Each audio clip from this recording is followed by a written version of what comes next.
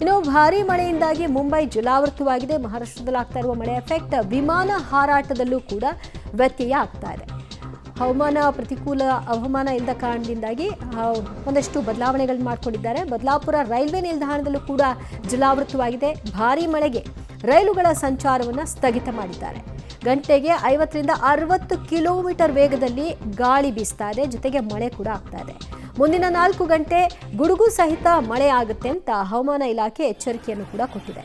ಈಗ ಆಗಿರುವಂತಹ ಮಳೆಯ ಎಫೆಕ್ಟೇ ತಡ್ಕೊಳಕ್ಕಾಗ್ತಿಲ್ಲ. ಇದರ ಮೇಲೆ ಗುಡುಗು ಸಹಿತ ಭಾರೀ ಗಾಳಿಯ ಜೊತೆಗೆ ಮಳೆ ಬರೋದ್ರಿಂದಾಗಿ ಅದರ ತೀವ್ರತೆ ಹೇಗಿರುತ್ತೆ ಅನ್ನೋದನ್ನು ಅಂದಾಜಿಸಿ 40ರಿಂದ 60 ಕಿಲೋಮೀಟರ್ ವೇಗದಲ್ಲಿ ಗಾಳಿ ಬೀಸಲಿದೆ ಅಂತ ಹವಾಮಾನ ಇಲಾಖೆ ಹೇಳಿದೆ.